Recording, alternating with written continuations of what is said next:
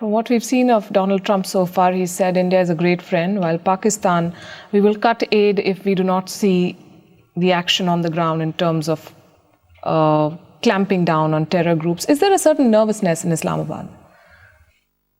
I really don't know about government circles. I don't think so. I don't think so. Certainly, the United States has been an ally, but the situation in the world is changing, as I said. India is changing stance. India is pro-US, probably associating itself in the new power game against China, aligning itself with the United States. Previously, it used to be with USSR.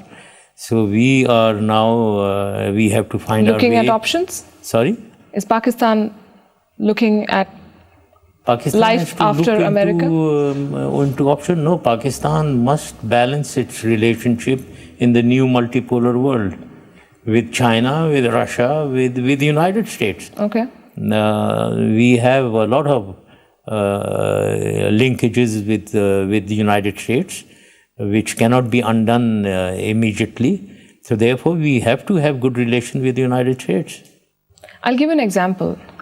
Right after the travel ban, Hafiz Saeed was put under house arrest. And it was seen as Pakistan's attempts to appease the US and say, look, we are doing our bit.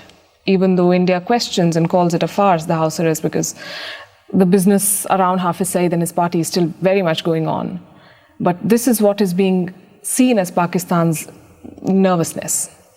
Let me surprise you that this Hafiz Saeed issue is an issue in India, all right, not in the United States. I've been to the United States. I've met very important people. They probably don't talk about it all the time, but he's on a list. They talk about, maybe they talk about Haqqani, they will talk about Afridi, the person who's in jail because of his links with in the Osama bin Laden case.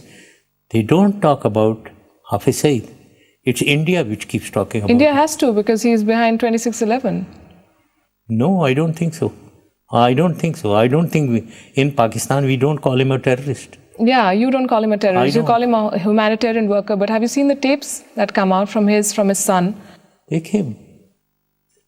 One can do a lot of, when we talk of those tapes are all through one person in the Bombay incident at Kasab. These things are all managed by the intelligence. There are tapes, sir, of these people, first Hafiz Saeed and now his son, openly professing violence against India. How can it not be an issue for India? No, they believe in supporting Kashmir, freedom struggle in Kashmir. That they support. I don't think they are talking of violence inside India. They talk about war. They talk about going after India. Well, I don't know. I wouldn't be able to comment. Donald Trump is talking about ISIS, going after ISIS as priority number one. Who created ISIS? Yeah, there are a number of possibilities. A lot of people talk about various. Maybe they were a creation in Iraq because of sectarian issues. Others say that it is Syrian creation in Syria. But who really created? I think I wouldn't be able to. I wouldn't like to pinpoint who really did. Are you following what's happening in Syria? Yes, I do. And what do you make of the situation? Well, it's a very dangerous situation from the Islamic world point of view. What is happening in Iraq and Syria and Lebanon even has sectarian overtones, which are bad. The gas attack on children. Yes, that is terrible. Now, who did it? The Syrian government is denying. So one has to examine who did it. Things are not that black and white in such incidents. And then we have Donald Trump's administration saying that it's not important for us to see Assad go out, not at this point. Is this a win for then Iran and Russia? Yes. There is a change by the United States.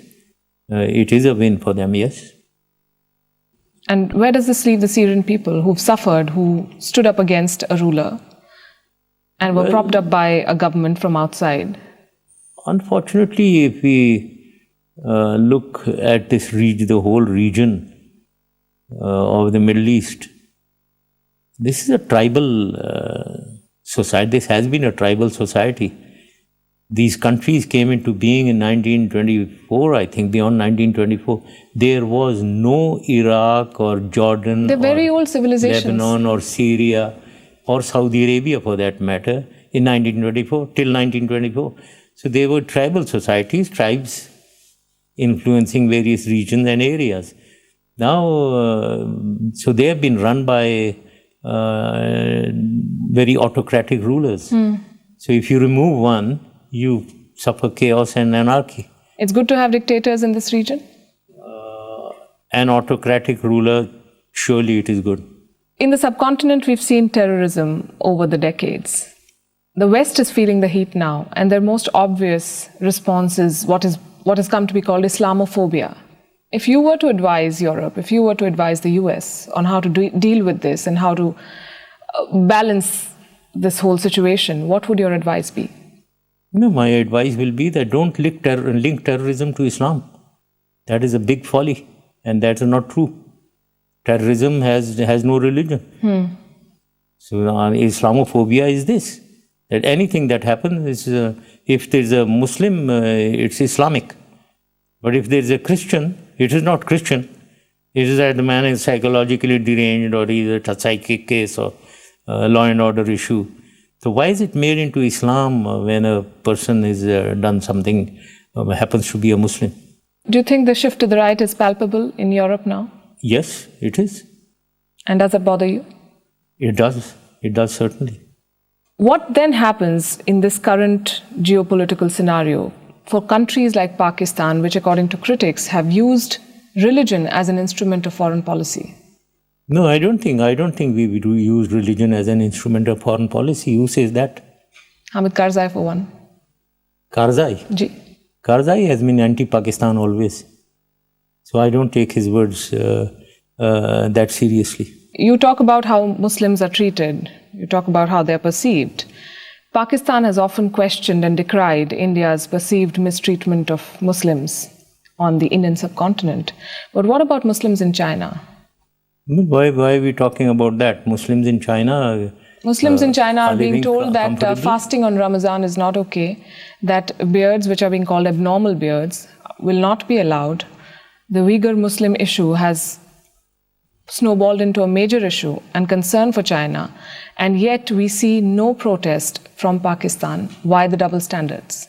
No, there is no double standard. I know that there is an ETIM there which is involved in terrorist acts in the western parts of China, and if they are taking some actions there to curb terrorism, they're persecuting that is valid. the entire ethnic population. My basic question is, why has Pakistan not raised any concerns about it? No, I don't think we should raise any concerns. It's their internal affair, and they are. I don't think they are doing it as much as you are quoting. Okay, that's a convenient answer, I would say. Hosni Mubarak, let's talk about Egypt, has come out of jail after 6 years, but many people who protested against him are still behind bars. Would you say that America's experiments with democracy and changing priorities have left behind more mess than where we started from? Okay, I would like to go back to the last question.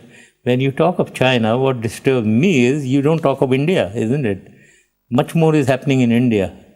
I'll talk about India in a bit. We will come to India. I would like to discuss that also. Yes, I'm sure. If you want to say something, go ahead. Oh, obviously, there's total anti-Muslim activity going on.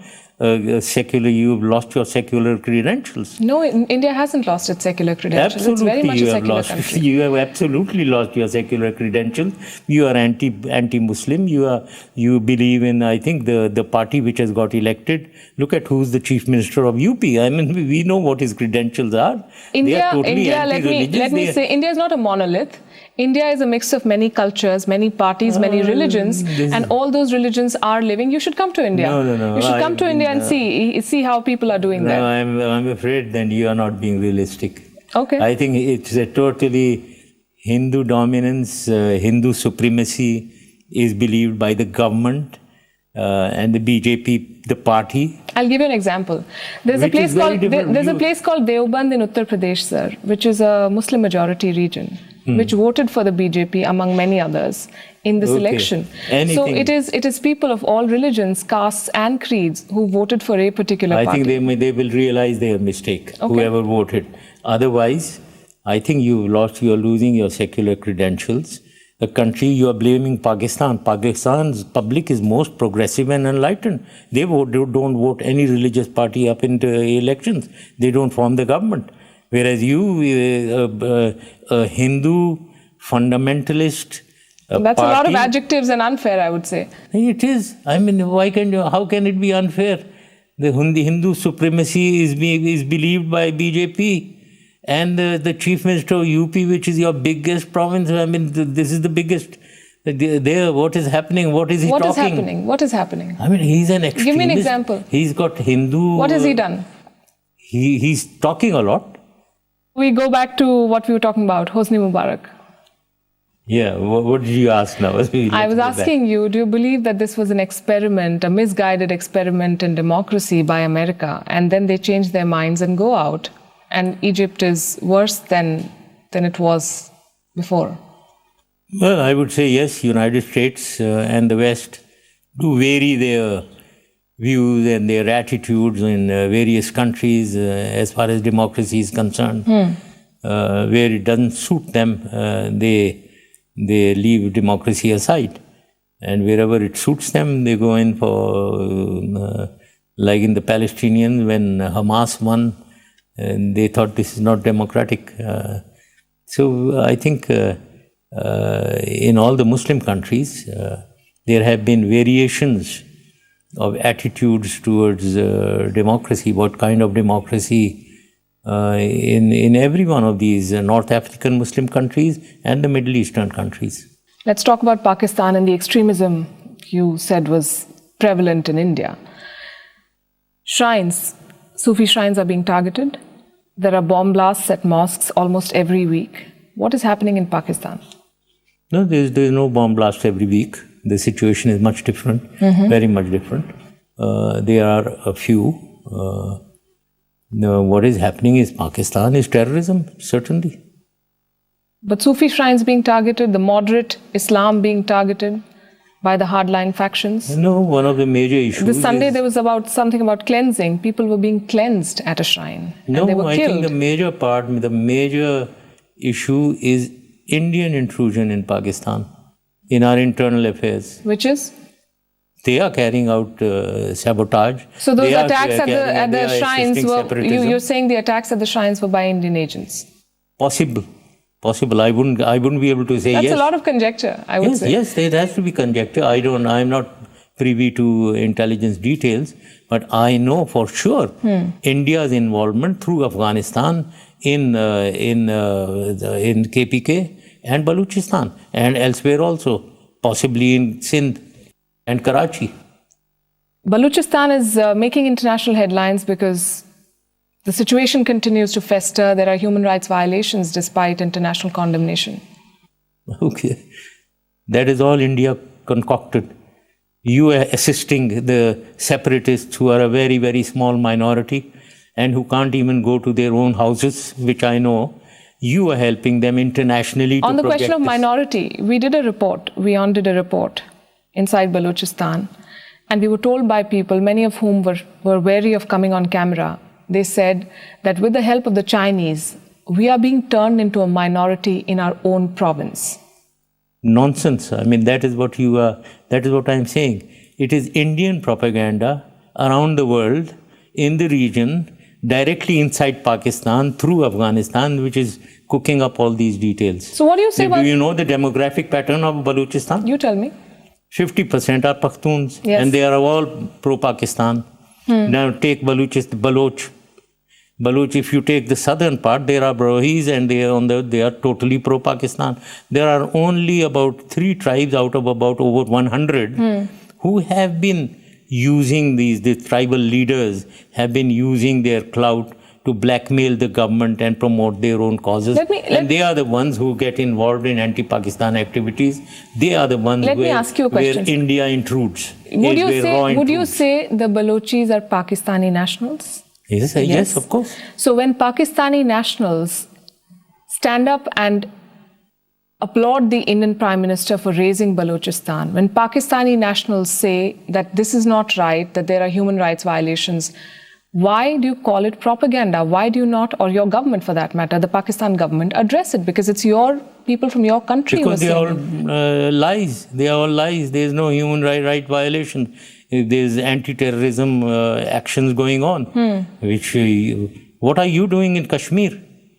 Look at the army that you've deployed. The army has to, because it's the border. There. It's the border. You have to deploy, and you know the reasons better than I do. In Assam, what is your army doing? What are you doing against Naxalites and Maoists in your eastern district? What are you doing? Isn't the military supposed to ensure your internal security? That is what Pakistan is doing in Balochistan. Anyone who is anti-Pakistan will be crushed, certainly. Okay, you mentioned Kashmir. India has always wanted to resolve Kashmir. And I laugh at that. Yes, okay. So one of the first decisions that the Indian Prime Minister took, sir, after taking office, after being elected, was to invite Nawaz Sharif for his oath-taking ceremony, despite criticism domestically. That was a bold decision. That was a gesture of friendship. Wouldn't you agree? I don't believe in cosmetics. I believe in substance. Substance is moving forward on the disputes. Move forward. But you have to talk. Has he said, let's sit down and talk of Kashmir? I think he tried to sit down and talk. I think he tried to he tried to go down that road, and look what we got, Uri.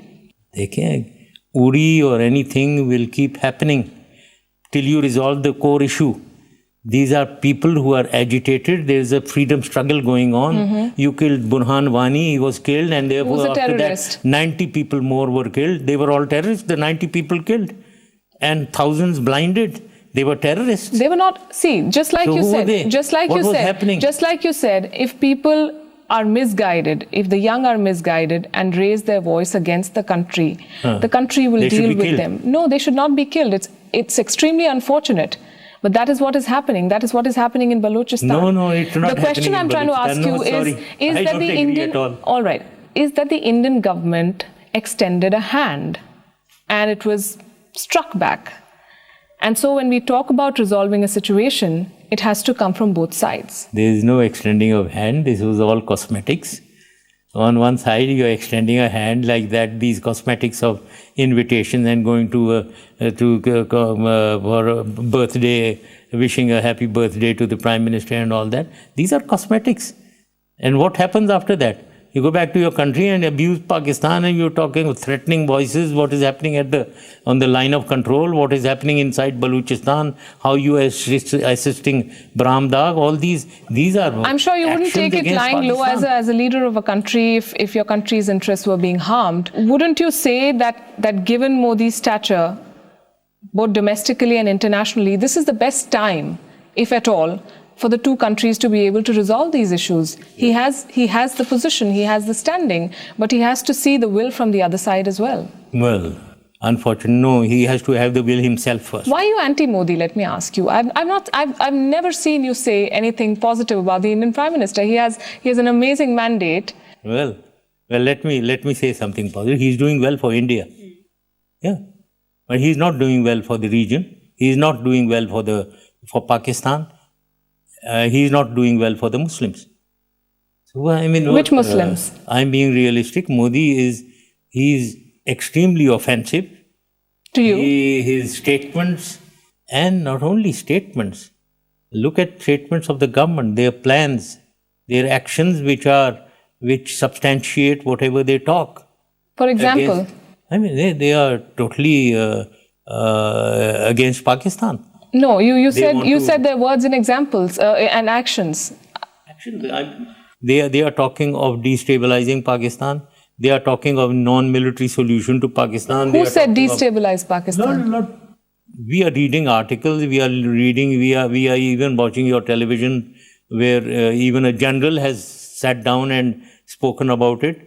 your think tanks writing The general articles. statement, I think, is, and I think a lot of it could be hearsay, because if you can tell me which leader when said that we are going to destabilize Pakistan, I'll take it. But when a general after an Uri attack says that we will reply at a time and place of our choosing, that is only to be expected. As a former general, would you have dealt with it differently? No, I would have certainly resolved. I was trying to resolve the dispute, the core issue, the dispute. Then what happened? Resolve the dispute, Uri and all will go off. Obviously, if you don't, Uri will keep happening. I mean, this will keep happening because there are people within Kashmir, your part of Kashmir, who are rising. The youth have risen. The whole youth has risen now in support of the killing of the young Burhan from Wani and the Kashmir 90s. are UPSC toppers. The young from Kashmir are winning medals. We saw the story of an 8-year-old girl. The young from Kashmir want to study, sir. They want to go to... This is not cosmetic. It's the future of a whole generation. They want to study. They want to go to school. The people are the children. Have risen against India. They don't want to be part of India. That is how you want to see it. There is no doubt about that. If you I will never get convinced whatever you say. Okay. Now, comparing that with Balochistan, and I don't know what we are talking. Balochistan, there is nothing happening in Balochistan. It is a few people who are being encouraged again, the raw intrusion. And that is what is happening. And you are the ones who propagate them all over. This Brahm Dag is a great man. Baloch, you get these Baloch separatists who are there, sprinkled around in London. When I used to visit them, they used to shout around whenever I came. A few people, maybe a dozen or 2 dozen standing. And so also in the United States. You encourage them to you use your influence in the Congress and ask a congressman to speak about human rights violations in Balochistan. Who does that? India, through your clout with the congressmen in the United States. I know all this. If it's all lies, why should Pakistan be bothered? Sorry? If it's all lies, why should Pakistan be bothered? We are not bothered. We have to deal with it because you then go ahead and you are training our terrorists. You are arming them. You are financing them and pumping them into Balochistan. That is where we get bothered. So you said that the Indian Prime Minister isn't doing enough for the region. What would you like him to do? What more? Peace in the region. Peace in the region, which really involves resolution of Indo-Pakistan dispute. But he can't do it single-handedly. It has the other side has to be willing. No, he doesn't want to do it. The other hand, it is his hand. The other hand is forward. The major player of the region, the big force, the Bada Bhai, is India. Okay. It is the Bada which has to be accommodating, which has to show magnanimity. Right. When the small one does it, all the negative connotations are given to it. India must understand this. Don't be a big country with a small heart. You always say this. You always say this. Yes, I have another argument for this. You say they have a small heart. I would say that literally India has shown Darya Dili. We've had our differences, we've had wars, we've had face-offs. India never turned off the taps. Turned off the tap? Which tap? The Indus Treaty was never touched. India could have. Well, India must realize that you stop our waters. It's a very serious issue. It's an extremely serious issue. Pakistan was very jittery. We did not have talks for 2 years until earlier this month or last month. I mean, how can you stop Pakistan's waters? When you say India is not large-hearted, I'm saying that India doesn't touch things which it believes are But if you are sacrosanct. going to open a new issue, that is large-heartedness. No, I'm giving you an example, sir. India has to... There's a lot of pressure domestically. Accommodation has to come from the larger. That is what I'm trying to say. Yes. It cannot come from the small. And I'm telling you that India is being accommodating because there is pressure domestically India that we wants to should suppress. revisit the treaty. India, if you know India, what India's attitude is towards Nepal, towards Sri Lanka, even Bangladesh. I mean, India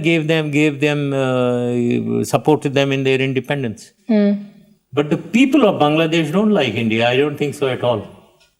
I don't know where you.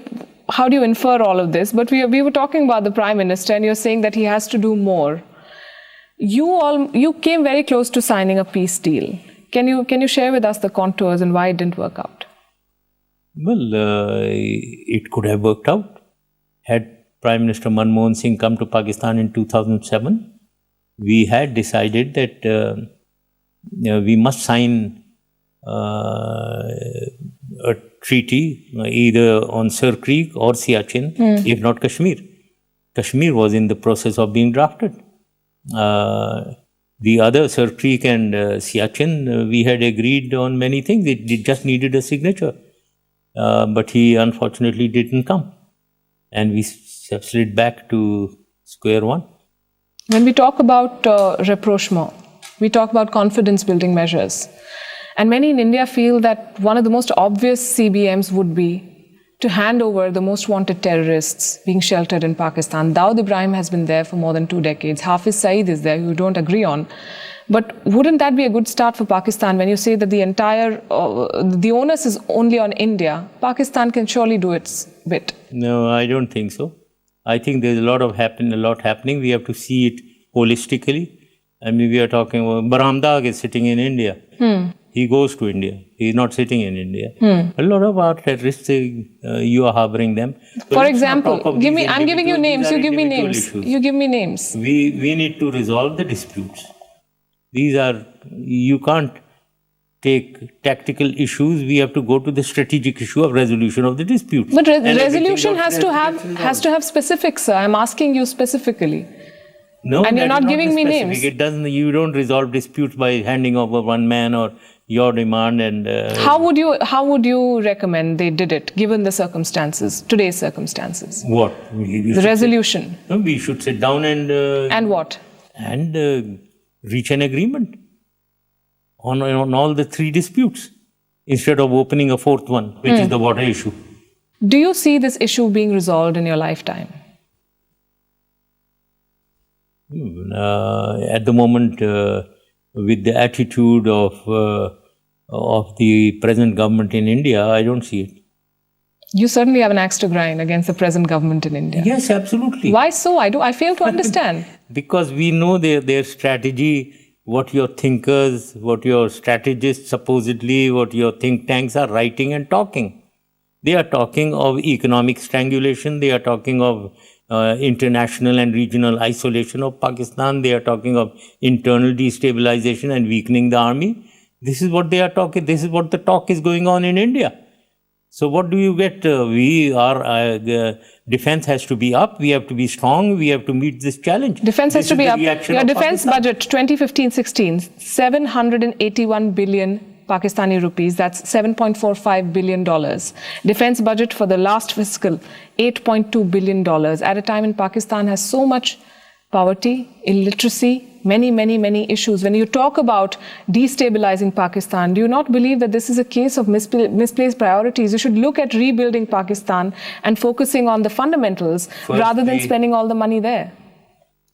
The responsibility of a leader when I came in, I defined it, first of all, to the people and the state.